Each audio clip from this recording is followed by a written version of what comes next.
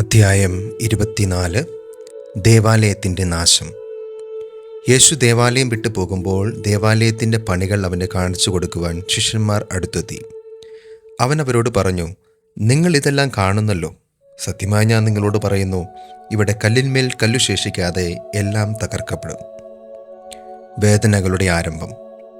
അവൻ ഒലിവുമലയിലിരിക്കുമ്പോൾ ശിഷ്യന്മാർ തനിച്ച് അവനെ സമീപിച്ച് പറഞ്ഞു, ഇതെല്ലാം ഇപ്പോൾ സംഭവിക്കുമെന്നും നിന്റെ ആഗമനത്തിൻ്റെയും യുഗാന്തത്തിൻ്റെയും അടയാളം എന്താണെന്നും ഞങ്ങൾക്ക് പറഞ്ഞു തരണമേ. യേശു പറഞ്ഞു, ആരും നിങ്ങളെ വഴിതെറ്റിക്കാതിരിക്കാൻ സൂക്ഷിച്ചുകൊള്ളുവിൻ. പലരും എൻ്റെ നാമത്തിൽ വന്ന് ഞാൻ ക്രിസ്തുവാണ് എന്ന് പറയുകയും അനേകരെ വഴിതെറ്റിക്കുകയും ചെയ്യും. നിങ്ങൾ യുദ്ധങ്ങളെപ്പറ്റി കേൾക്കും, അവയെപ്പറ്റിയുള്ള കിംവദന്തികളും. എന്നാൽ നിങ്ങൾ അസ്വസ്ഥരാകരുത്, കാരണം ഇതെല്ലാം സംഭവിക്കേണ്ടതാണ്, എന്നാൽ ഇനിയും അവസാനമായിട്ടില്ല. ജനം ജനത്തിനെതിരായും രാജ്യം രാജ്യത്തിനെതിരായും ഉണർന്നെഴുന്നേൽക്കും. ക്ഷാമങ്ങളും ഭൂകമ്പങ്ങളും പല സ്ഥലങ്ങളിലും ഉണ്ടാകും. ഇതെല്ലാം ഈറ്റുനോവിൻ്റെ ആരംഭം മാത്രമാണ്. അവർ നിങ്ങളെ പീഡനത്തിന് ഏൽപ്പിച്ചു കൊടുക്കും. അവർ നിങ്ങളെ വധിക്കും. എൻ്റെ നാമനിമിത്തം സർവ്വജനങ്ങളും നിങ്ങളെ ദ്വേഷിക്കും. അനേകർ വിശ്വാസം ഉപേക്ഷിക്കുകയും പരസ്പരം ഒറ്റിക്കൊടുക്കുകയും ദ്വേഷിക്കുകയും ചെയ്യും. നിരവധി വ്യാജപ്രവാചകന്മാർ പ്രത്യക്ഷപ്പെട്ട് അനേകരെ വഴിതെറ്റിക്കും. അധർമ്മം വർദ്ധിക്കുന്നതിനാൽ പലരുടെയും സ്നേഹം തണുത്തുപോകും. എന്നാൽ അവസാനം വരെ സഹിച്ചു നിൽക്കുന്നവൻ രക്ഷിക്കപ്പെടും. എല്ലാ ജനതകളുടെയും സാക്ഷ്യത്തിനായി രാജ്യത്തിൻ്റെ ഈ സുവിശേഷം ലോകമെങ്ങും പ്രസംഗിക്കപ്പെടും. അതിനുശേഷം അന്ത്യം ആഗതമാകും. ഭീകര ദുരിതങ്ങൾ. ദാനിയേൽ പ്രവാചകൻ പ്രവചിച്ച വിനാശത്തിൻ്റെ അശുദ്ധ ലക്ഷണം വിശുദ്ധ സ്ഥലത്ത് നിൽക്കുന്നത് കാണുമ്പോൾ വായിക്കുന്നവൻ ഗ്രഹിക്കട്ടെ. യൂദയായിലുള്ളവർ പർവ്വതങ്ങളിലേക്ക് പലായനം ചെയ്യട്ടെ. പുരമുകളിലായിരിക്കുന്നവൻ വീട്ടിൽ നിന്ന് എന്തെങ്കിലും എടുക്കാൻ താഴേക്ക് ഇറങ്ങാതിരിക്കട്ടെ. വയലിലായിരിക്കുന്നവൻ മേലങ്കി എടുക്കാൻ പിന്തിരിയരുത്. ആ ദിവസങ്ങളിൽ ഗർഭിണികൾക്കും മുലയൂട്ടുന്നവർക്കും ദുരിതം. നിങ്ങളുടെ പലായനം ശീതകാലത്തോ ശാപത്തിലോ ആകാതിരിക്കുവാൻ പ്രാർത്ഥിക്കുവിൻ. എന്തെന്നാൽ ലോകാരംഭം മുതൽ ഇന്നേ വരെ ഉണ്ടായിട്ടില്ലാത്ത, ഇനി ഉണ്ടാകാനിടയില്ലാത്ത ഉഗ്രപീഡനമെന്നുണ്ടാകും. ആ ദിവസങ്ങൾ പരിമിതപ്പെടുത്തിയില്ലായിരുന്നുവെങ്കിൽ ഒരുവനും രക്ഷപ്പെടുകയില്ലായിരുന്നു. എന്നാൽ തിരഞ്ഞെടുക്കപ്പെട്ടവരെ പ്രതി ആ ദിവസങ്ങൾ പരിമിതപ്പെടുത്തും. ഇതാ, ക്രിസ്തു ഇവിടെ അല്ലെങ്കിൽ അവിടെ എന്നാരെങ്കിലും പറഞ്ഞാൽ നിങ്ങൾ വിശ്വസിക്കരുത്.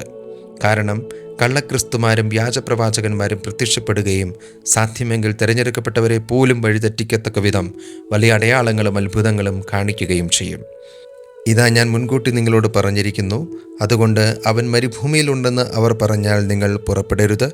അവൻ മുറിക്കുള്ളിലുണ്ട് എന്ന് പറഞ്ഞാലും നിങ്ങൾ വിശ്വസിക്കരുത്. കിഴക്കു നിന്ന് പടിഞ്ഞാറോട്ട് പായുന്ന മിന്നൽ പിണർ പോലെയായിരിക്കും മനുഷ്യപുത്രൻ്റെ ആഗമനം. ശവമുള്ളിടത്ത് കഴുകന്മാർ വന്നുകൂടും. മനുഷ്യപുത്രൻ്റെ ആഗമനം. അക്കാലത്തെ പീഡനങ്ങൾക്കു ശേഷം പൊടുന്നനെ സൂര്യൻ ഇരുണ്ടുപോകും. ചന്ദ്രൻ പ്രകാശം തരികയില്ല. നക്ഷത്രങ്ങൾ ആകാശത്തിൽ നിന്ന് നിപതിക്കും. ആകാശശക്തികൾ ഇളകുകയും ചെയ്യും. അപ്പോൾ ആകാശത്തിൽ മനുഷ്യപുത്രൻ്റെ അടയാളം പ്രത്യക്ഷപ്പെടും. ഭൂമിയിലെ സർവ്വഗോത്രങ്ങളും വിലപിക്കുകയും മനുഷ്യപുത്രൻ വാനമേഘങ്ങളിൽ ശക്തിയോടും മഹത്വത്തോടും കൂടെ വരുന്നത് കാണുകയും ചെയ്യും. വലിയ കാഹളധ്വനിയോടുകൂടെ തൻ്റെ ദൂതന്മാരെ അവൻ അയക്കും. അവർ ആകാശത്തിൻ്റെ ഒരറ്റം മുതൽ മറ്റേ അറ്റം വരെ 4 ദിക്കുകളിൽ നിന്ന് അവൻ്റെ തിരഞ്ഞെടുക്കപ്പെട്ടവരെ ഒരുമിച്ച് കൂട്ടും. അത്തിമരത്തിൽ നിന്ന് പഠിക്കുവിൻ. അതിൻ്റെ കൊമ്പുകൾ ഇളനാവുകയും തളിർക്കുകയും ചെയ്യുമ്പോൾ വേനൽക്കാലം അടുത്തിരിക്കുന്നുവെന്ന് നിങ്ങൾ മനസ്സിലാക്കുന്നു. അതുപോലെ ഇതെല്ലാം കാണുമ്പോൾ അവൻ സമീപത്ത് വാതിൽക്കൽ എത്തിയിരിക്കുന്നു എന്ന് നിങ്ങൾ മനസ്സിലാക്കിക്കൊള്ളുവിൻ. സത്യമായി ഞാൻ നിങ്ങളോട് പറയുന്നു, ഇതെല്ലാം സംഭവിക്കുന്നത് വരെ ഈ തലമുറ കടന്നു പോവുകയില്ല. ആകാശവും ഭൂമിയും കടന്നു പോകും, എന്നാൽ എൻ്റെ വചനങ്ങൾ കടന്നു പോവുകയില്ല. ആ ദിവസത്തെക്കുറിച്ചോ മണിക്കൂറിനെക്കുറിച്ചോ പിതാവിനല്ലാതെ മറ്റാർക്കും, സ്വർഗത്തിലെ ദൂതന്മാർക്കോ പുത്രന് പോലുമോ അറിഞ്ഞുകൂടാ. സദാ ജാഗരൂകരായിരിക്കുവിൻ. നോഹയുടെ ദിവസങ്ങൾ പോലെ ആയിരിക്കും മനുഷ്യപുത്രൻ്റെ ആഗമനം. ജലപ്രളയത്തിനു മുമ്പുള്ള ദിവസങ്ങളിൽ നോഹ പേടകത്തിൽ പ്രവേശിച്ച ദിവസം വരെ അവർ തിന്നുകുടിച്ചും വിവാഹം ചെയ്തു കൊടുത്തും കഴിഞ്ഞു പോന്നു. ജലപ്രളയം വന്ന് സംഹരിക്കുന്നതുവരെ അവർ അറിഞ്ഞില്ല. ഇപ്രകാരം തന്നെ ആയിരിക്കും മനുഷ്യപുത്രൻ്റെ ആഗമനവും.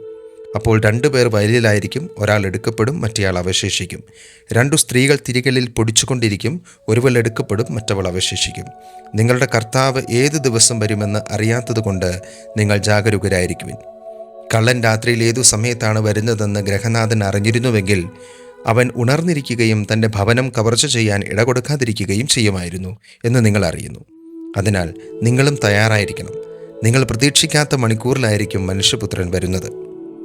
തൻ്റെ ഭവനത്തിലുള്ളവർക്ക് കൃത്യസമയത്ത് ഭക്ഷണം കൊടുക്കുവാൻ യജമാനൻ നിയോഗിച്ച വിശ്വസ്തനും വിവേകിയുമായ ഭൃത്യൻ ആരാണ്? യജമാനൻ വരുമ്പോൾ അപ്രകാരം ചെയ്യുന്നതായി കാണപ്പെടുന്ന ഭൃത്യൻ ഭാഗ്യവാൻ. സത്യമായി ഞാൻ നിങ്ങളോട് പറയുന്നു, യജമാനൻ അവനെ തൻ്റെ വസ്തുക്കളുടെ എല്ലാം മേൽനോട്ടക്കാരനായി നിയമിക്കും. എന്നാൽ ദുഷ്ടനായ ഭൃത്യൻ എൻ്റെ യജമാനൻ താമസിച്ചേ വരൂ എന്ന് പറഞ്ഞ് തൻ്റെ സഹഭൃത്യന്മാരെ മർദ്ദിക്കുവാനും മദ്യപന്മാരോട് കൂടെ ഭക്ഷിക്കാനും പാനം ചെയ്യാനും തുടങ്ങിയാൽ പ്രതീക്ഷിക്കാത്ത ദിവസത്തിലും അറിയാത്ത മണിക്കൂറിലും യജമാനൻ വന്ന് അവനെ ശിക്ഷിക്കുകയും കപടനാട്ടിക്കാരുടെ കൂട്ടത്തിൽ തള്ളുകയും ചെയ്യും. അവിടെ വിലാപവും പല്ലുകടിയുമായിരിക്കും.